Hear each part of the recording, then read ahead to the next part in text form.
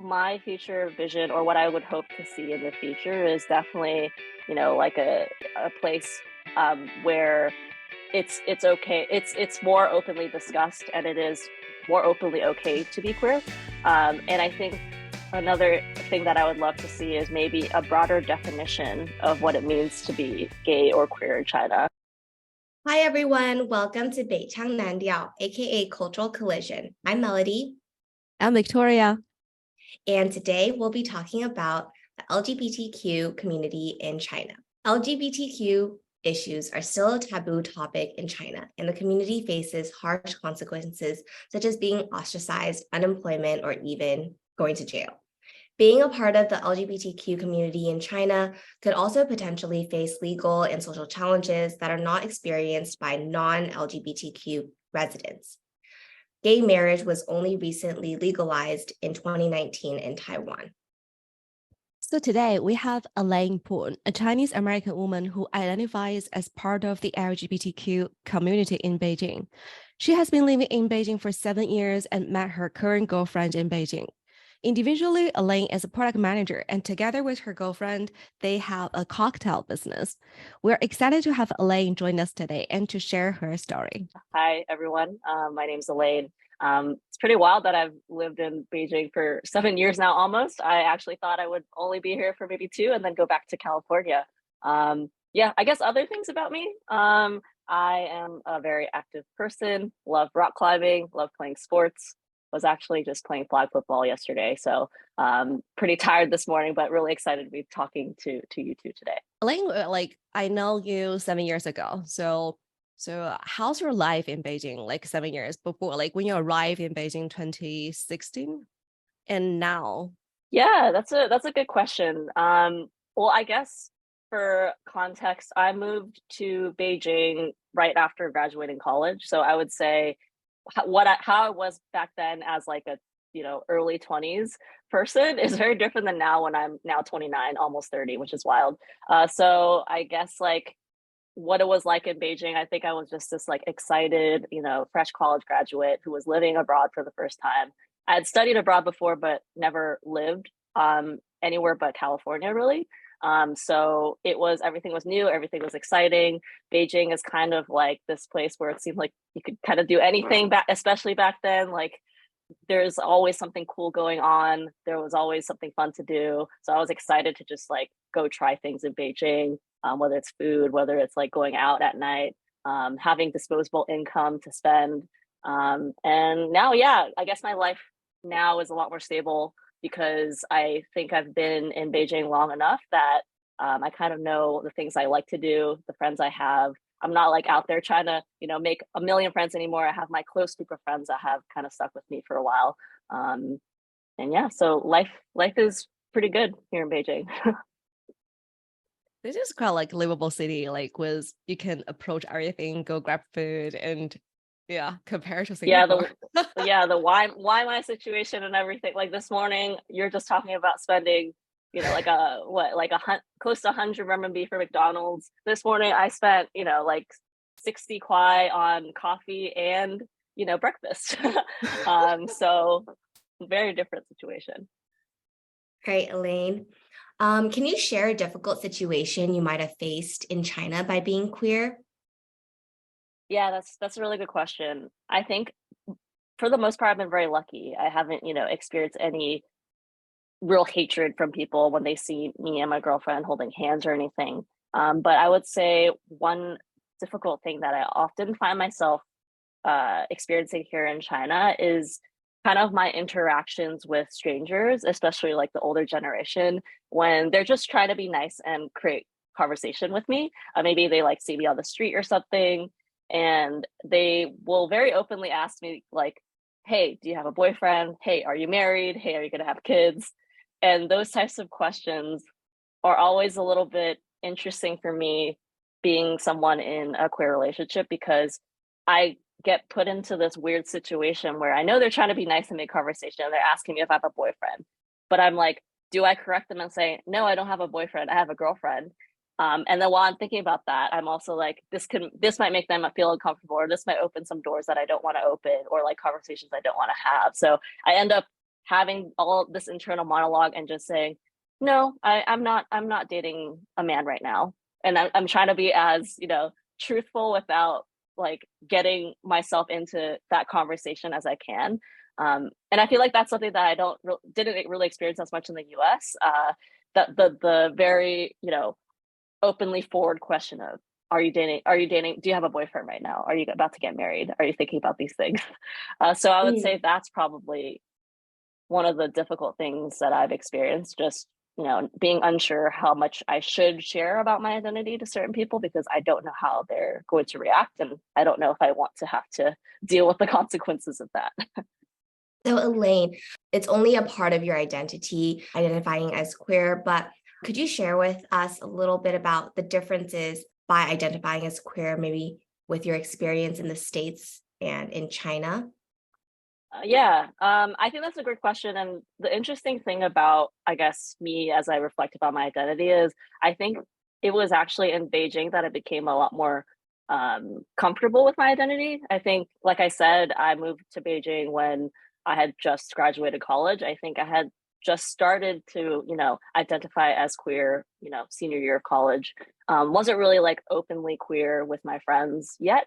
Beijing was kind of the place where I moved to a new place. It was like a fresh start, and I was like a lot more comfortable with myself, and probably because I was a little bit older. And as I've been living in Beijing, only gotten older and more mature and things like that. That I think I don't know if I can really speak to the biggest difference between being queer in the U.S. and China. But one thing I will say I've noticed is maybe in China that term maybe people are less like people don't really know what that term means, or at least a lot of people that I've met might not really know. And I don't really even know what that would be in Mandarin, like what a queer person would say in Mandarin if that's how they identify, or even if that's a term that's used. I think that's really interesting that you say China is where you really started to relate to being queer when China might not fully understand that identity itself yet. And so like, how did you explore that part of your identity in China, and how did China kind of support you with that? I think there was probably a mixture of things of how, China being a place that maybe is not as actually open as we might think like it is in the West or the US. But the thing is, I think, like I said, Beijing, it was kind of like a place, or it is kind of like a place where a lot of like anything can happen.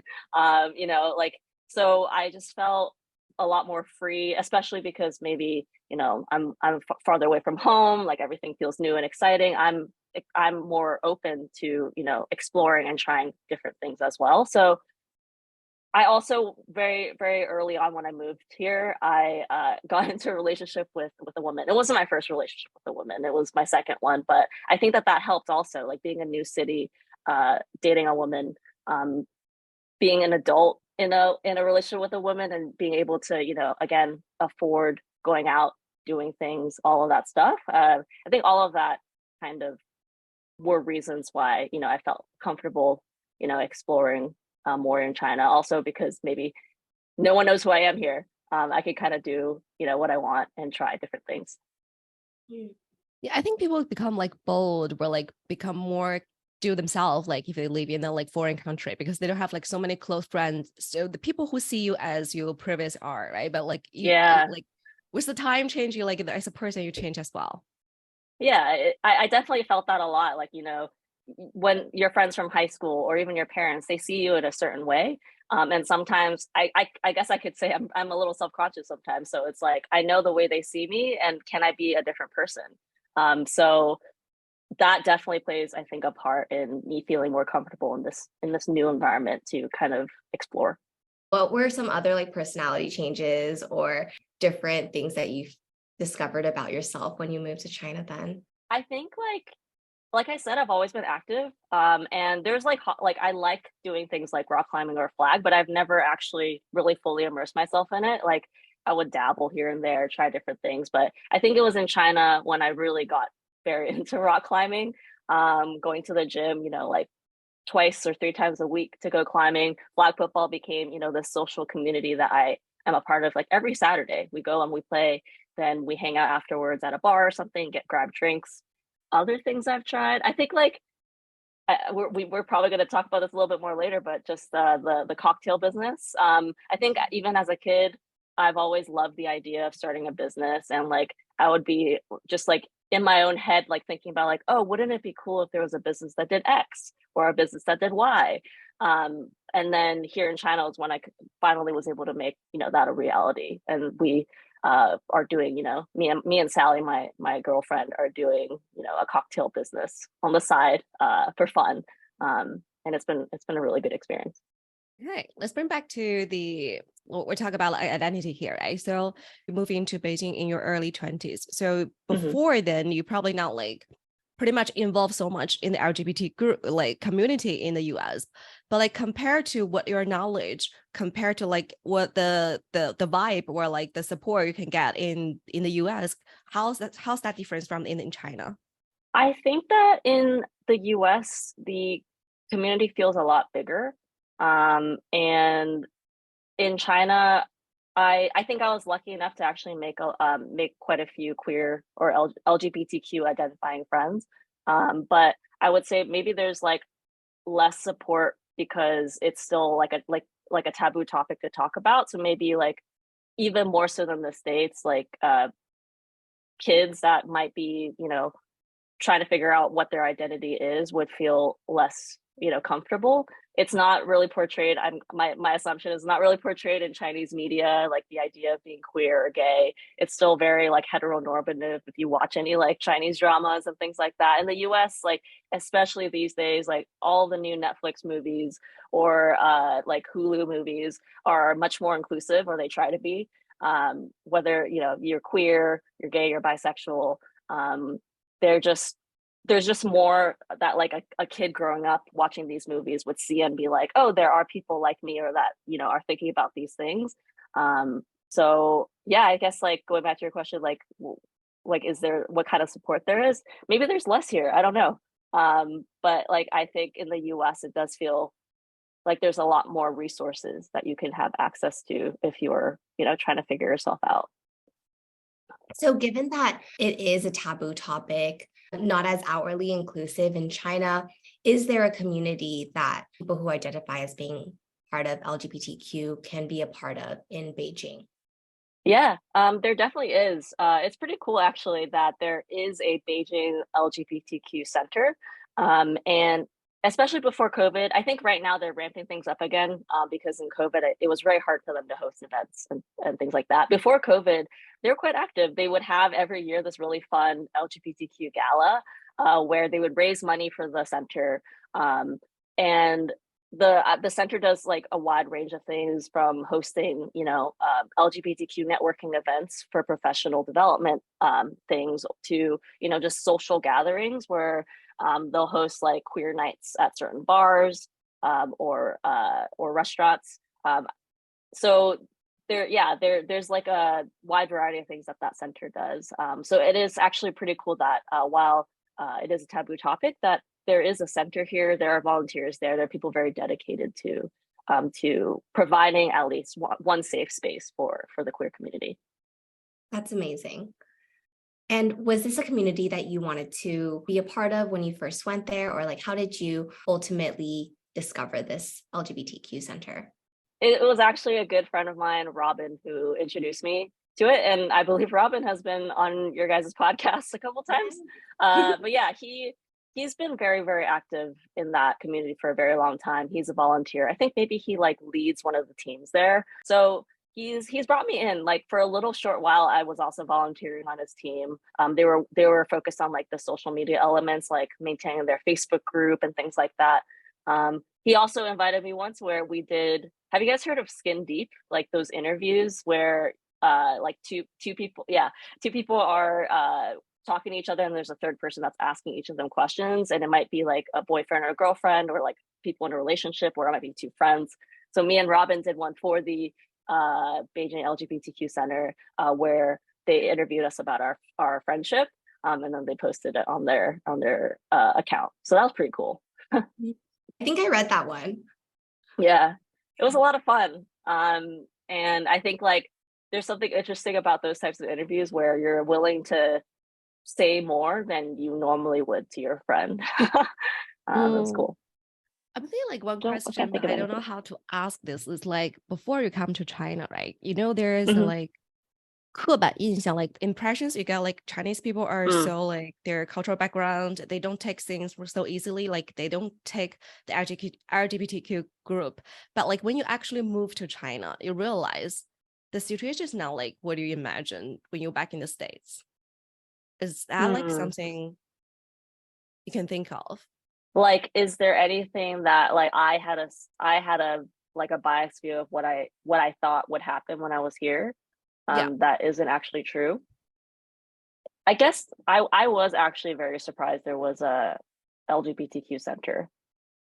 Like when there's like a woman and a woman in a relationship together, there's very clearly like one person that's playing the more masculine role and one person that's playing the more feminine role. I've seen more and more of that in Beijing, and I also see people holding hands in public and things like that when they're clearly in a queer relationship. And I guess having maybe the preconception that it's not as like people aren't openly gay here in China, I was surprised to see that. And maybe it is like in the small ways things are changing, especially with the younger generation trying to redefine, what is normal. I think it's always thanks to the younger generations that are more bold to do things like this. I think I was surprised by that.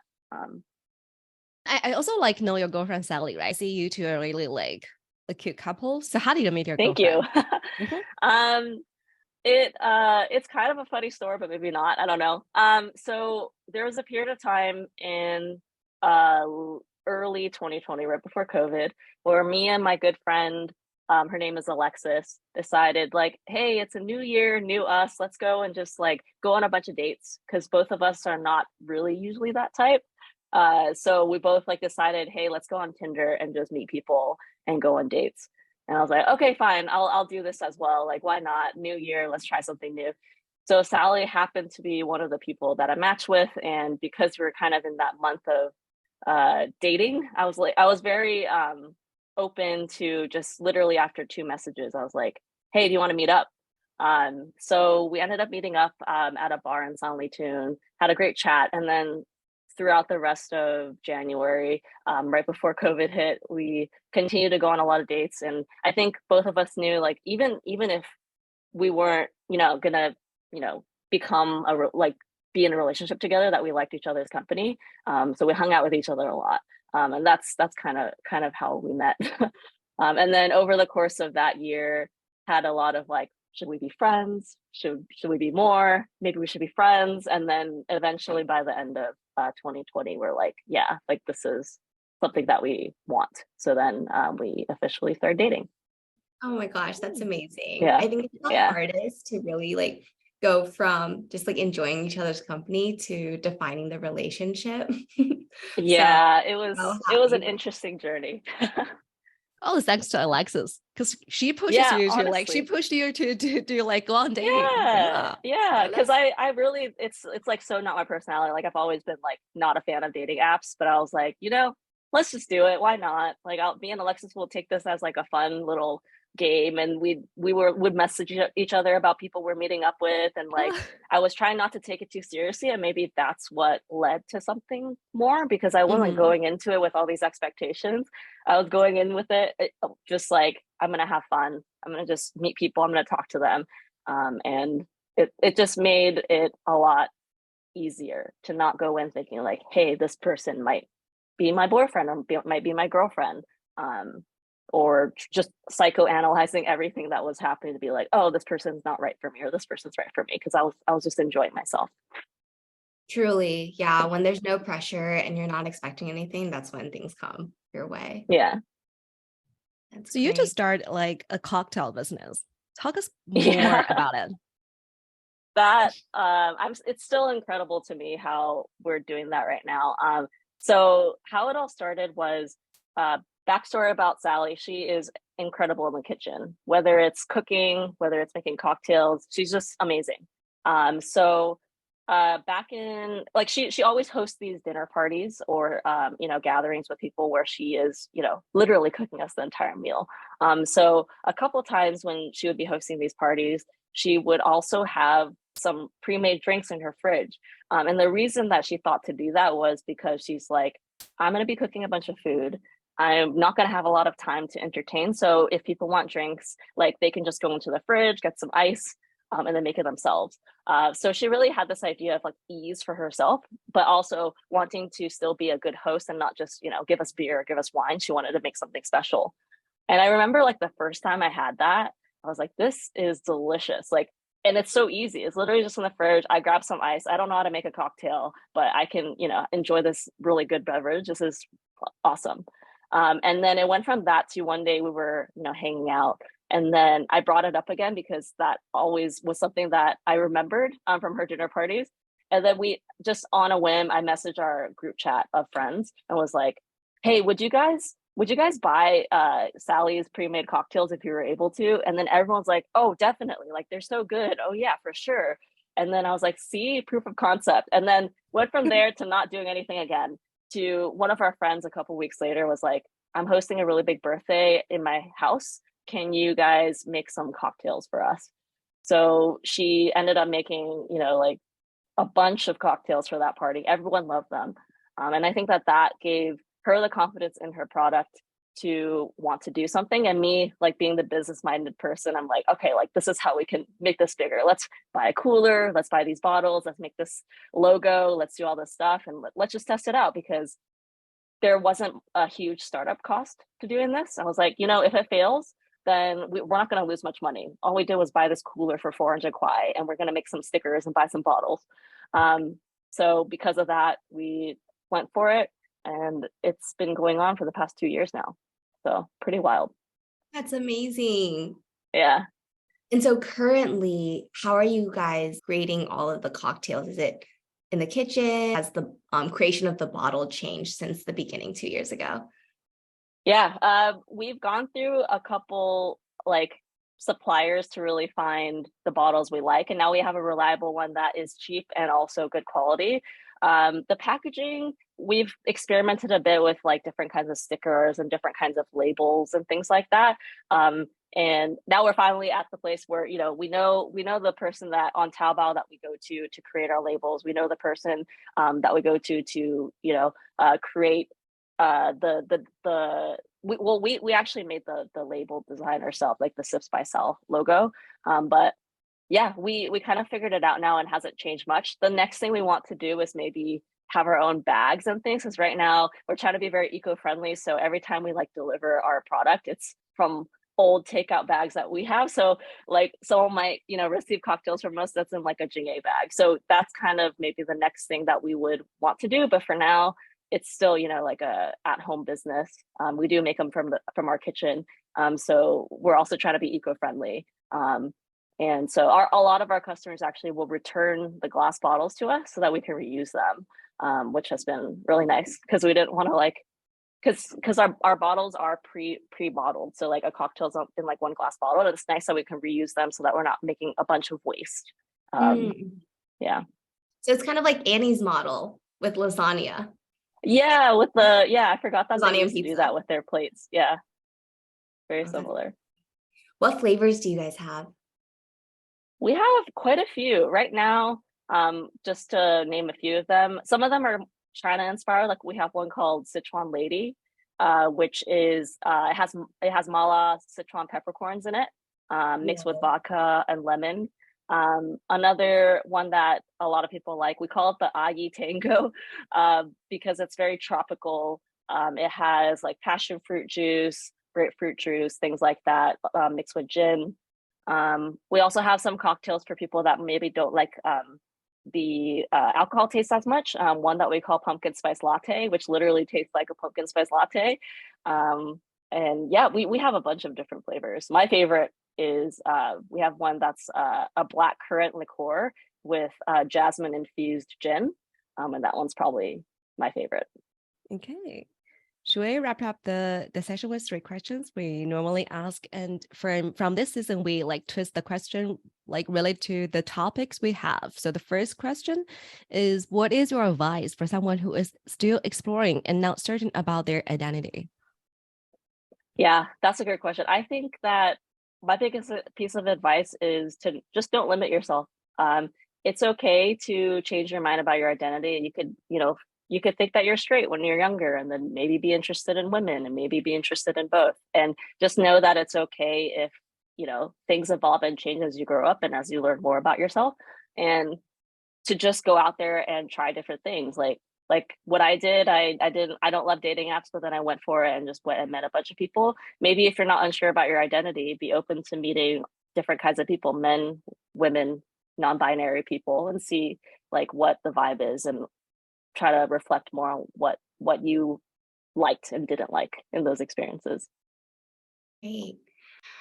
What is your advice for someone who identifies as being part of the LGBTQ community and who's interested in going to China, but might be afraid because of the taboo around it in China?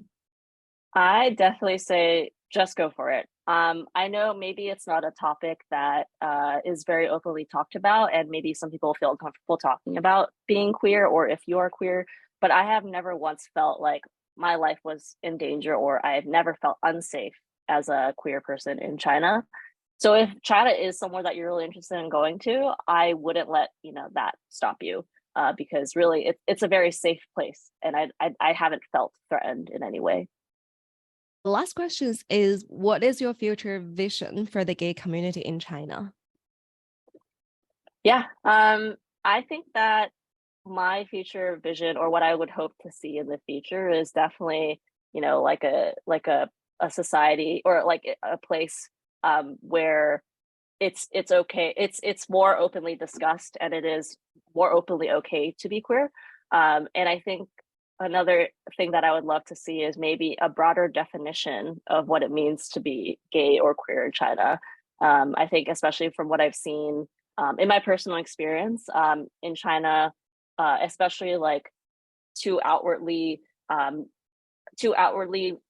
what's the word I'm looking for? People that appear to be women outwardly. If they're in a relationship together, there's usually very clearly one person that plays a masculine role in the relationship and then another person that plays a feminine role in the relationship.